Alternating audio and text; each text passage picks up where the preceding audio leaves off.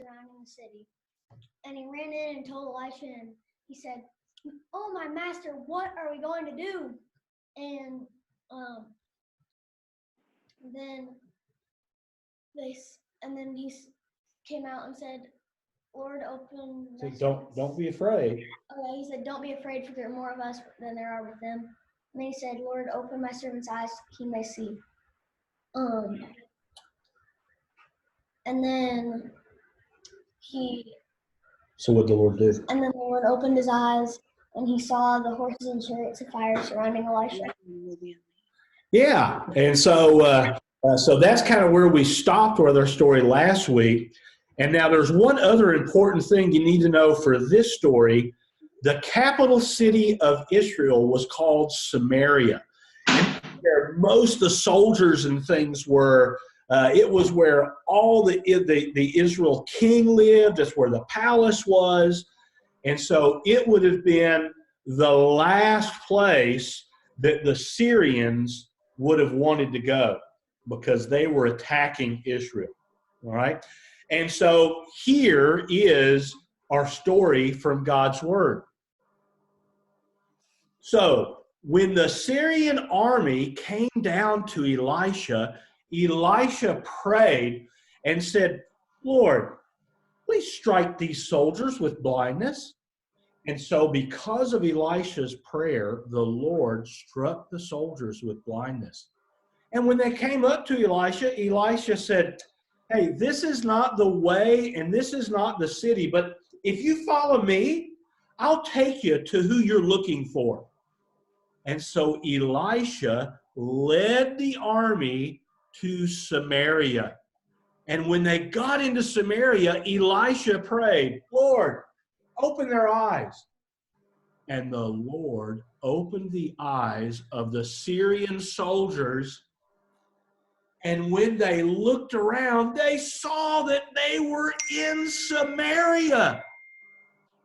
Well, when the king of Israel saw the Syrian soldiers, he said, "Oh, my father, can I kill him? Can I kill him?" Elisha said, "No, you can't kill him. Would you kill a prisoner that you captured with your bow or with your sword?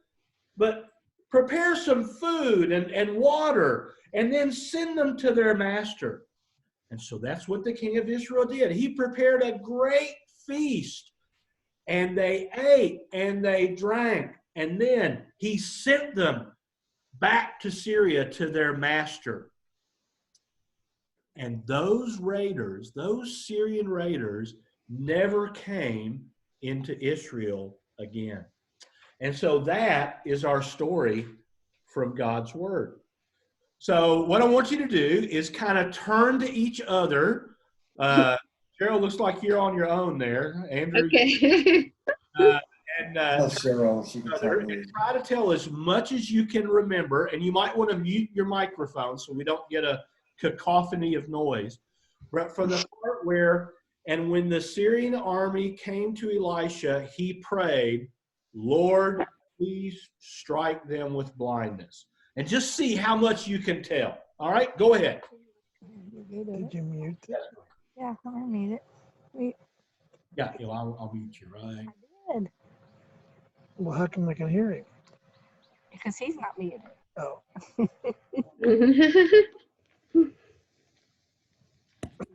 She's not muted. We're muted.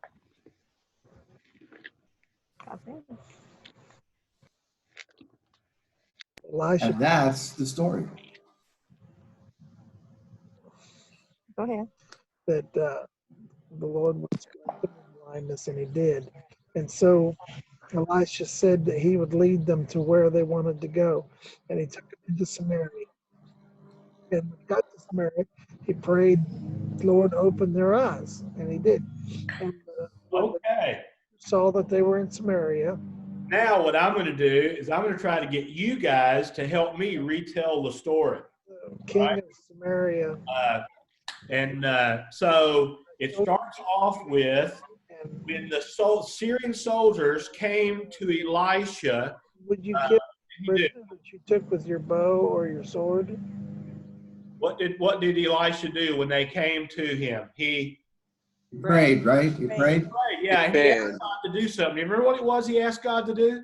Um, To Blind. make them all blind. Yeah, make them blind. And so because of Elisha's prayer, what did God do? He made them all blind. He struck them with blindness. And when they came to Elisha, Elisha said, this is not the Way. The way. way or the The way. City. city. Yeah. But if you do what? Follow me. Yeah, if you follow, If you follow me and obey me, who you're looking for? yeah, I'll take you to the man you're looking for. So Elisha led them where? Do you remember the name of that city? Damascus? To No. Samaria. Samaria. Led them to Samaria. Samaria. And when they got to Samaria, what did Elisha do? He He prayed. prayed that they would open their eyes. But this time, what did he pray? That they would open their eyes. God would open their eyes.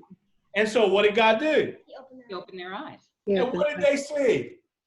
Samaria. That they were in Samaria. Yeah, that they're in the middle of Samaria. And when the king of Israel saw that, he went, wow, this is great. These guys can fight for me now. No. No? What did he say? He said, Can I kill him? And he called Elisha something. Do you remember what it was? Father. Master? My father. Yeah. My father. Can I kill him? Can I kill him? I can't. And Elisha said, No. No. Can you kill a prisoner that you No.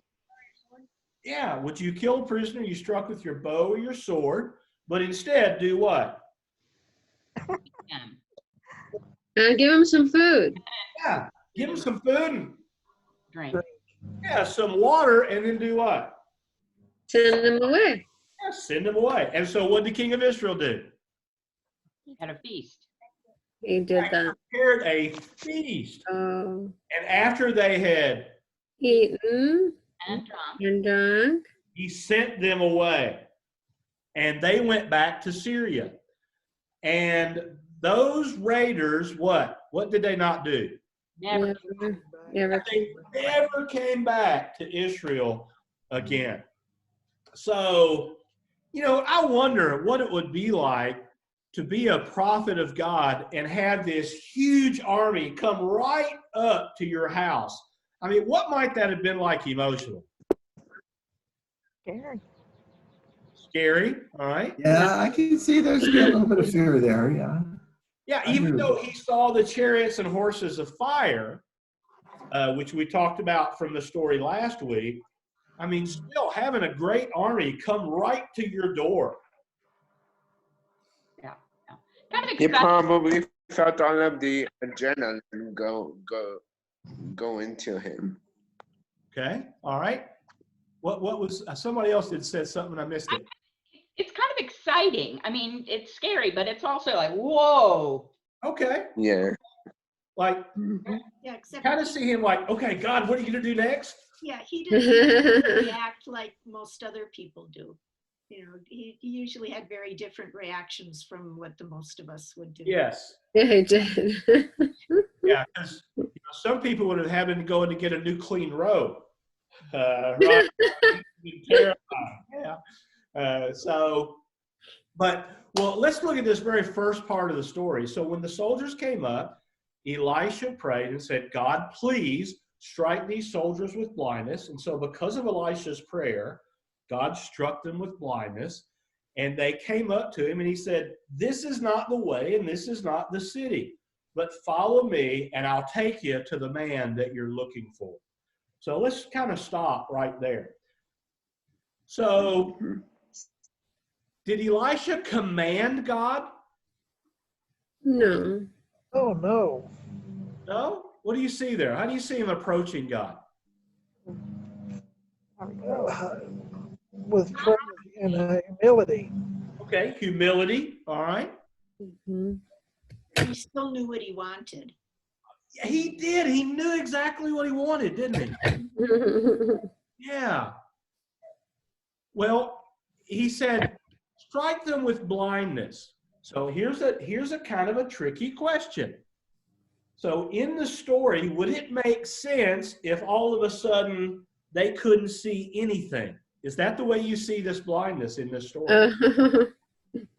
It's more of they still Selective. won't be aware of their surroundings.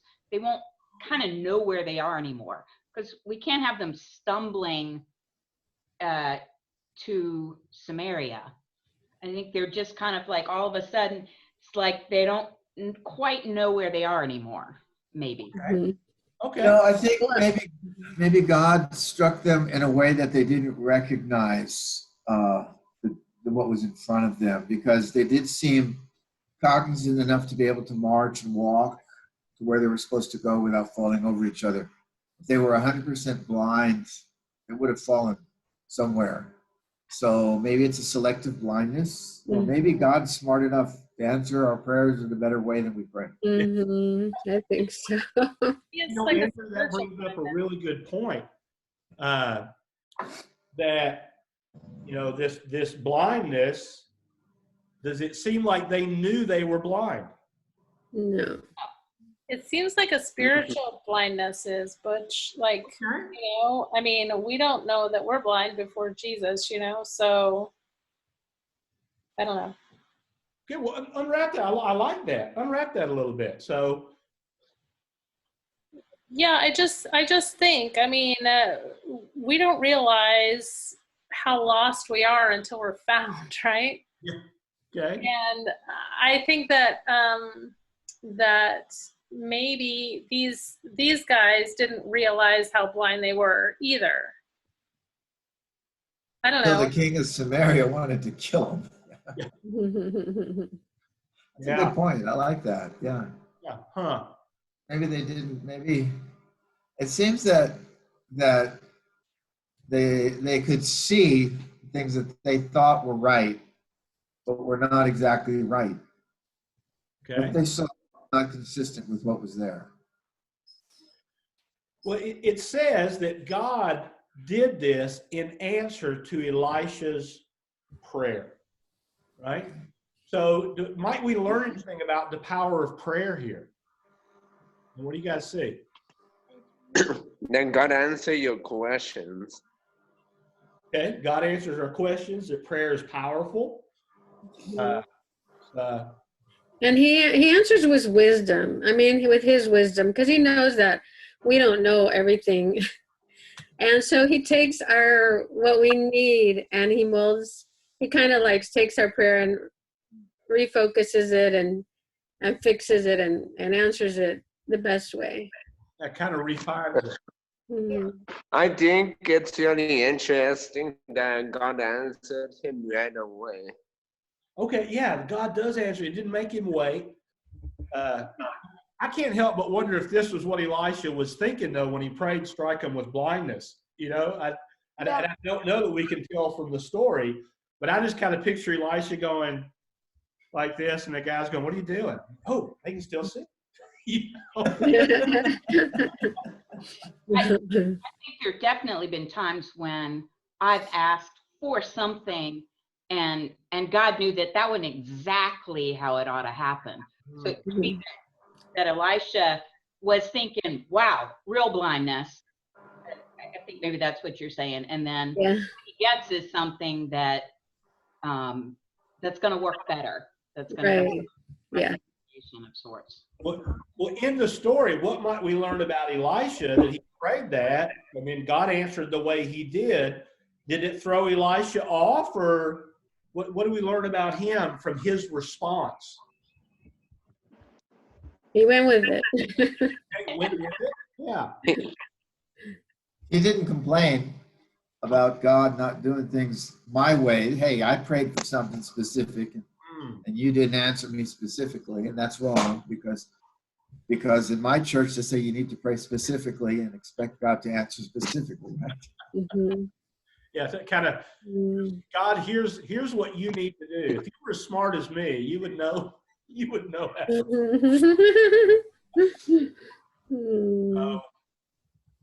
Well, what else do we learn about Elisha from the way he responded there? What else do you see? I'm just curious. I hadn't thought about this before, so. Can we hear from some of the kids? That I feel like the adults are dominating everything. Yeah.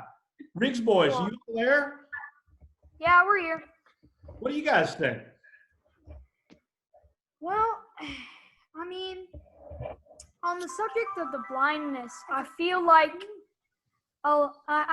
you're right. Elisha thought real blindness, and God made it work for something better Okay.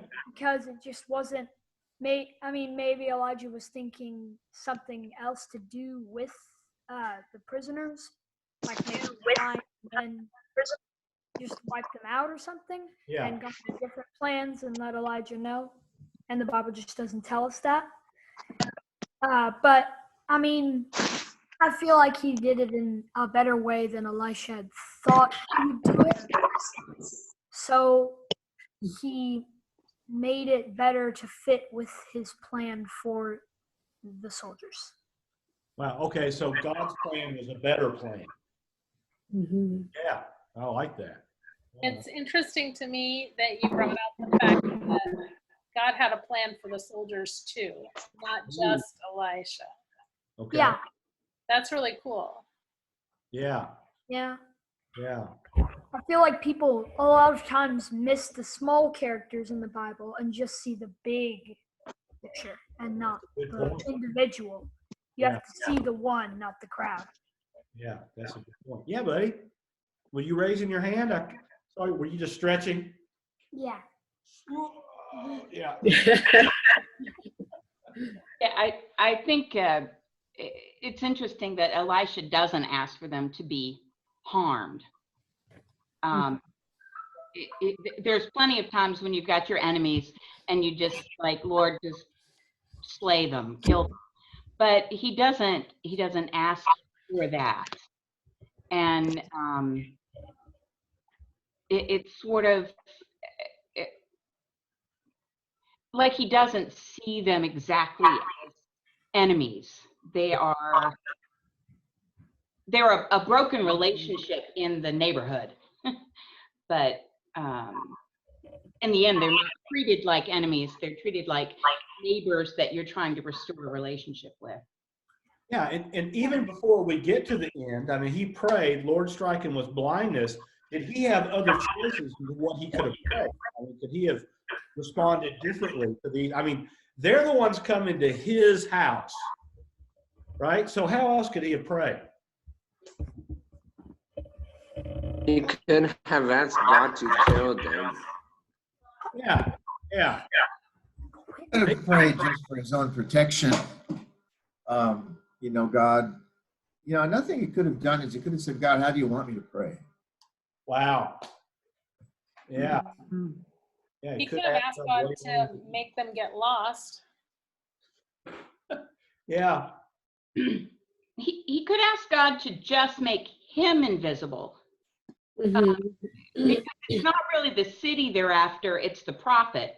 So, if he slipped out to somewhere else, then, he'd be safe, the city would be safe.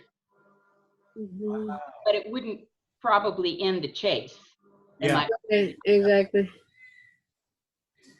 Well, and it might not have shown God's power the way that this did. So let's look at the next part of the story. So Elisha led them to Samaria, and when they got into Samaria, Elisha prayed, Lord, open their eyes so that they can see.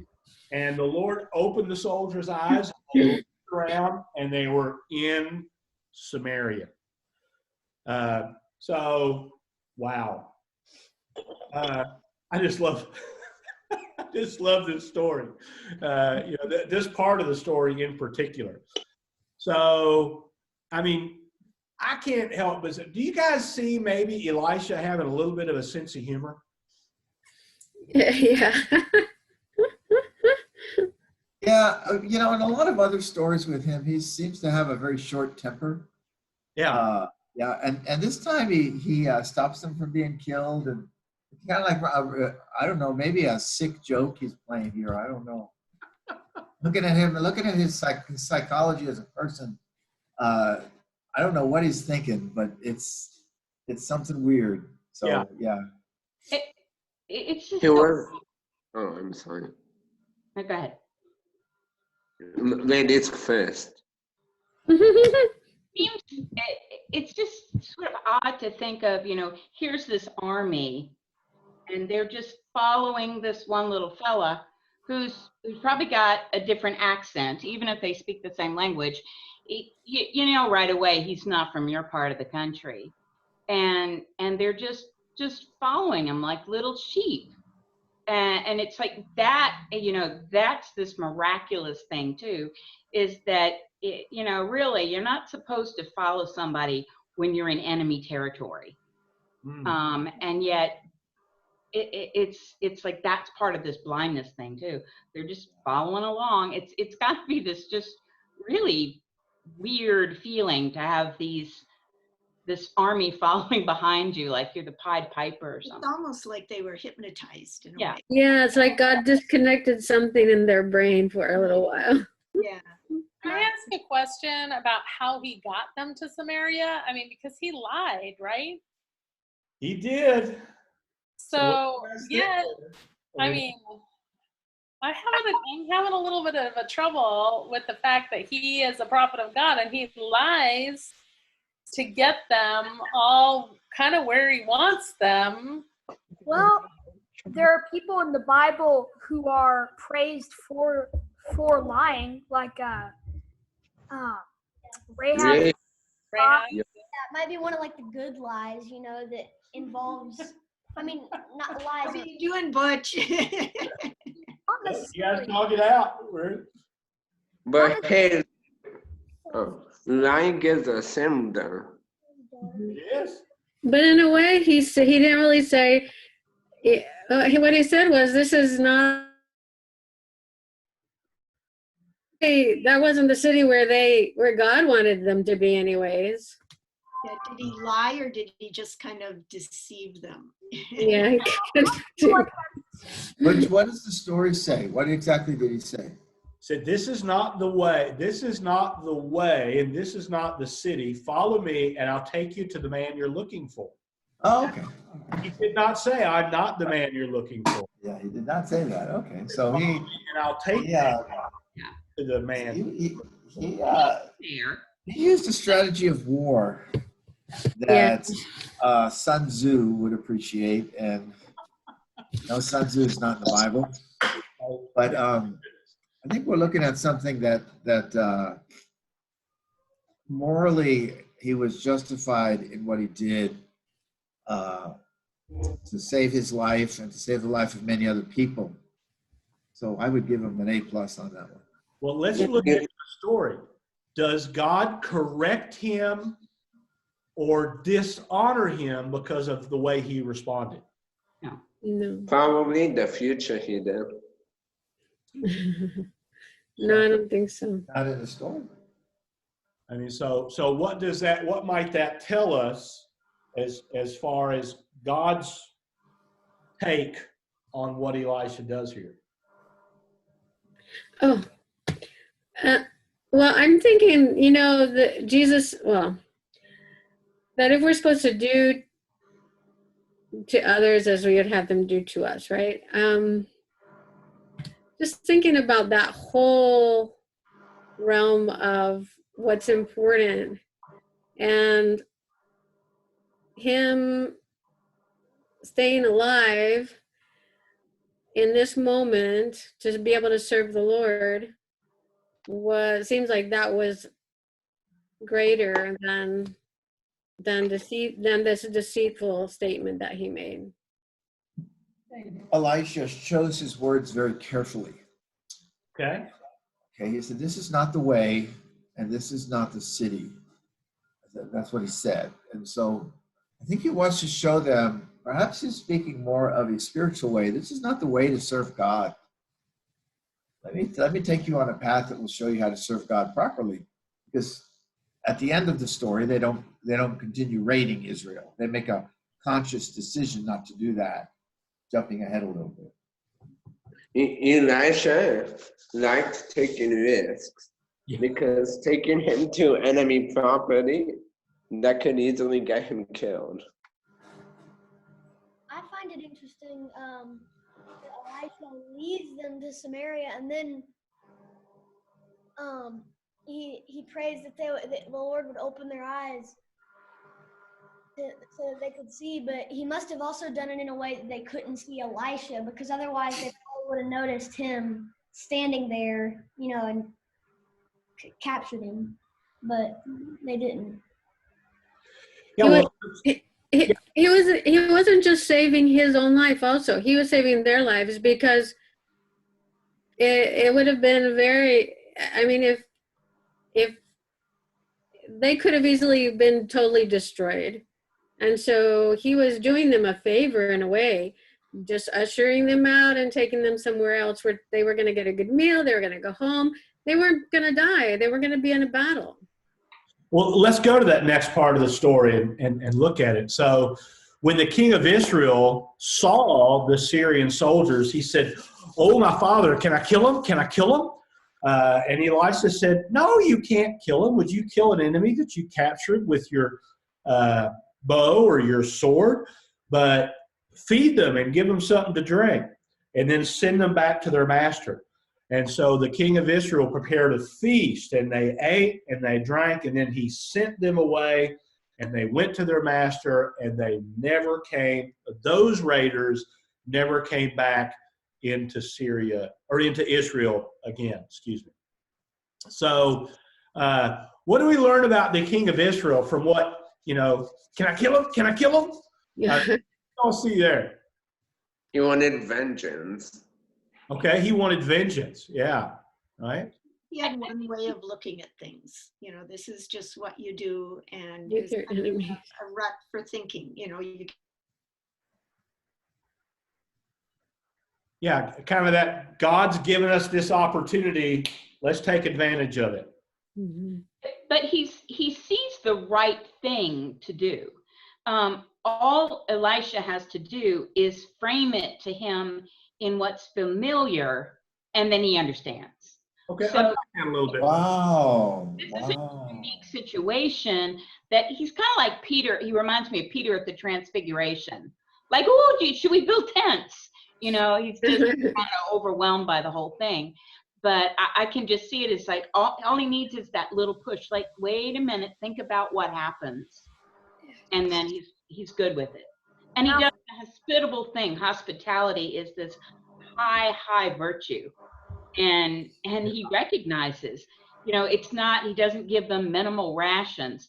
He pulls out all the stops and does the thing that is expected of you if you're going to show hospitality. He could have given them a simple meal, a little bit of bread and water to go, but imagine that you're this soldier and you go back and you tell this story.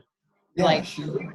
I mean, you get home early, right? Because it could have been a siege. It could have been, months around this little city. You don't know when you're getting back, and suddenly, you get home and your wife and your kids go, "Honey, why are you home so early? Where are the spoils of war?" And you're not going to believe what happened. We had a great meal, not as good as you cook, but it's just this, you can see why they don't come back. Those guys aren't coming back again. Those guys aren't. Well, yeah. And that story circulated too. Yeah. It's interesting. Elisha didn't say prepare a feast. Elisha said just give them some food and some water. Right? So what do some of the rest of you guys see as far as the way the king of Israel responded? Kind of like Diane said, going all out. Yeah. A little extra. What Diane said is very interesting. That he just needed that push in the right direction, not to commit a war crime, but to do something that will impress those raiders at least. Don't do this again. The man of God is telling us everything that's going on. Don't be stupid. And let me just show you how much I trust this God that my prophet serves. And gives him a big feast. Wow, that's really something. Well, I'm curious for some of our kids, what do we learn about Elisha? I mean, these guys came to his house to capture him, and now the king of Israel says, "Hey, let's kill. You want me to kill him? You want me to kill him?" And he says, "No, but instead feed him." So, what do you learn about Elisha from the way he responded there? being kind, and he wants people to understand that their God is his God is a kind God, and that he's not cruel to his enemies, and he helps them and like is their friend, and he wanted to show that their God will give mercy to anyone and kindness to.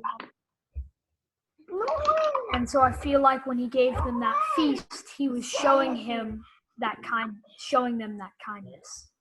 Well, let me ask you a question. If an army invades another country, do they deserve to be treated kindly, or what might they deserve to have happen?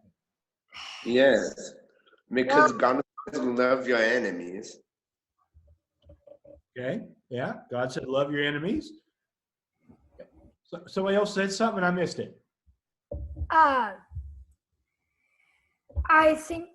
mean, most people would say they deserve to be counterattacked with another army. Okay. But I mean, all humans really deserve death and hell, so it's a mercy that we're still alive now.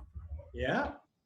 I mean, if an army invades a country, all humans still deserve death and hell.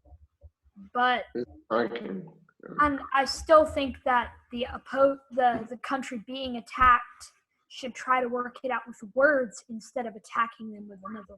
Wow. And I feel like a lot of wars in our past, and probably some in our future, could have been solved if people had resorted to words instead of immediately attacking. Mm-hmm. Yeah. If he makes it to the presidency. I think that what he said makes me think, I mean, we don't know what else happened. Yes, they had a meal, but maybe there's, a general, and the king and the general sit down and they have a talk and messages go back. So we don't know if some other, meals facilitate that kind of communication that they might not have been getting. Yeah. My brother, my father, my grandfather, some of my brothers all served under arms, and the rank and file soldier doesn't have any decisions to make. He's just told what to do. Yeah. So for him to be treated with kindness is really the right thing to do. The guilty person here is the king of Syria and the general that followed that order. And I think that's something that maybe the story's trying to tell us, that a lot of times people don't have the decision-making power of what they do or don't do. They're just, hey, I got no choice in this matter. So you feel that the army was innocent? I don't know, Jamie. That's a really good question. I think that as a regular soldier, if you disobey the general or the officer in charge of you, you can be punished for that, even executed. That's a really good question. Yeah. I really don't know the answer to that. I agree. Miss Tucker. Yeah. Tucker, your answer was awesome, I felt like. And we see from the story that the king decided to feed them and treat them like royalty, and they never came there again. If he had decided to fight them, they could have been fighting for years and years and years. But because he decided to give them kindness and feed them, they never went back there again. So I feel like that turned out awesome. Great answer, Tucker.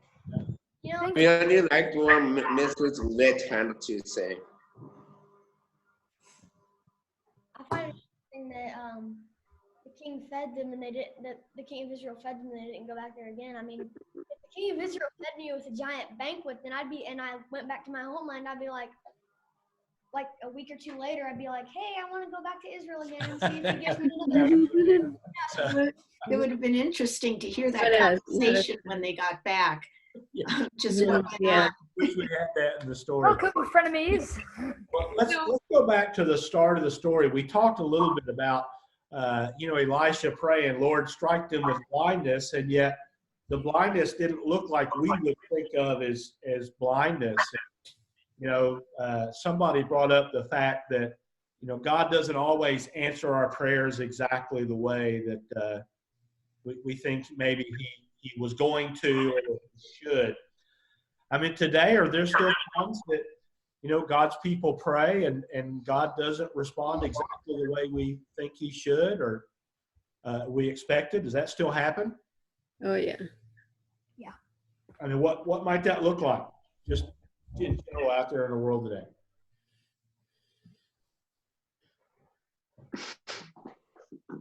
I think one thing is everybody in the world is getting a month or so break from life,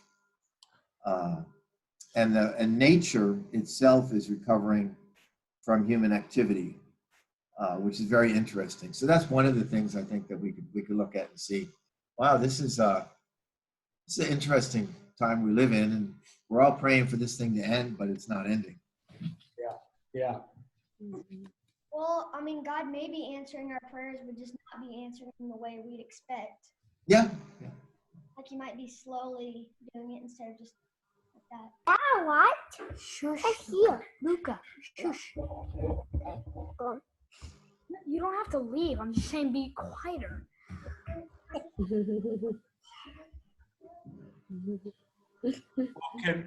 Would anybody be willing to share how maybe you or somebody how there was a time that a prayer was offered up to the Lord and the Lord didn't necessarily work exactly the way you or they were praying? Do you think of something? Yeah, buddy. Well, What did you do? Okay. When I was in college, Uh-huh. and I had a horrible, nasty teacher. And I would pray and ask God, and I would ask God to change his attitude or change my teacher. No? But it wasn't until the end of the semester that I realized that he changed his attitude. I was planning on going at 2 weeks. You got a good grade in that course, didn't you? I passed. Better grade than not passing. Yeah. Tucker, did you get to share what you wanted to share? No, and not quite yet. Well, a few weeks ago, me and Nolan and Everett were using my dad's digging tools, and we were using them, and we started putting them away, and we realized we'd lost one of them, and we looked all over everywhere, and we couldn't find it, and I prayed to ask God to please help us to find it. And we didn't find it all that day, and so I gave up looking. And the next day I walked down there and I stubbed my toe, and I'm like, stupid rock. And then I looked down and I'm like, it's the pick we lost. So the day after that we found it, so. Okay. Yeah, Cheryl? I remember one time I was in an accident, and it was my fault, and I was on my way to call my insurance, and I went and called, and as I was going back and things were getting blocked off, there was a kind of a crowd going there, and and Andrew wasn't in the city at the time, so I just prayed, God, help me know what to say. And instead of God letting me know what to say, we were like, when I got back, the policemen were there. They had blocked off the part of the road that cars were on, because I hit a car that hit a car that hit a car that hit a car. So all these people were kind of like in a bunch, and so the policemen started asking me questions and to look for my papers, and at that instant appeared a friend, another missionary, a man that I knew well, and he said, Cheryl, is everything okay? He just appeared through the crowd, and it was like an angel to me. And I said, yeah, I'm okay. And so he said, so what do you need, officer? And the officer started asking him for the papers. And so so God sent him. And it was interesting because he and his wife were just going to be out driving. They were going to go see a house they were going to look at to maybe rent it. And they saw the car there. And I mean, this is a big city. And it turned out he was the only one. Okay, something else that was kind of interesting was God sent the exact right person, because he had borrowed our car before, a summer before, when we were out of the country. And when we were looking for the papers, the car papers, they weren't in the glove box. We started looking there. There was all kinds of papers. And then this man said, I know where they are. They weren't in there. Andrew, and he knew because he had used our car, Andrew had put our important papers inside. This man went and unscrewed one of the tail lights and pulled it open. There was a compartment in there. That's where the important papers were. And he knew exactly where they were. And he was able to take them out. And Andrew says he had told me about that. I do not remember. And I would have been looking all day. But God knew a much better plan than telling me what to say. Yeah, that's awesome. And I'm guessing you all may have had a conversation about that later.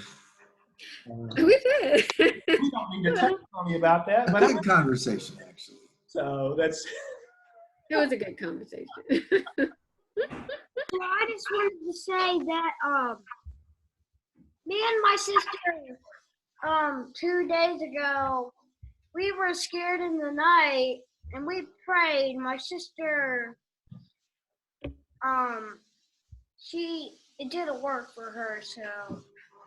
Okay. Yeah, sometimes that happens, doesn't it? But thank goodness she had you there to help her, right? I prayed with her that time. God helped me, but it looked like God helped me. Yeah, it helped her, but she still she messed up. Got messed up. Okay, still got messed up. That last thing. You know what, though? I mean, I find that when God answers the way he always answers, winds up being best. Just like it was for Elisha. I mean, he could have survived by God doing all kinds of things like we mentioned before, but instead, God answered it the best way. And sometimes you have to go through those raiders coming to your door, right? Yeah. In order to see that God is powerful even in those situations. Yeah. Well, I'm wondering, guys, is there anything in this story that stands out to you that might help you in the future, do you think? You see anything here that... Probably kindness to your enemies. Okay, what was that, Tucker? I said kindness to your enemies. Kindness to your enemies, all right. I'm making an assumption here, but probably most of us need to work on that at least a little bit. Yeah, I know Elijah does. I think something in the story that's interesting is that we're facing a raider in the world right now. Yeah. And we don't know how it's going to end. We don't know what's going to happen. But it's going to glorify the name of God. And I think that we can rest in that God's name will be glorified. Yeah. Mm-hmm. That's good. Well, guys, this story is in 2 Kings chapter 6. And the part we did today started in verse 18 and went through verse 23. On Wednesday at this same time, we're going to do the story of the crucifixion. And then on Friday, we're going to do the Easter story. And then on Monday, we're going to do what happened right after the Easter story. So just to kind of give you a heads up. So thank everybody for coming and being part. And I'll try to send another another invite. And if you have any suggestions or anything, just message me. We're all learning this together. All right. So. And I am going to be posting this. I recorded it today. I didn't forget like I did the other day.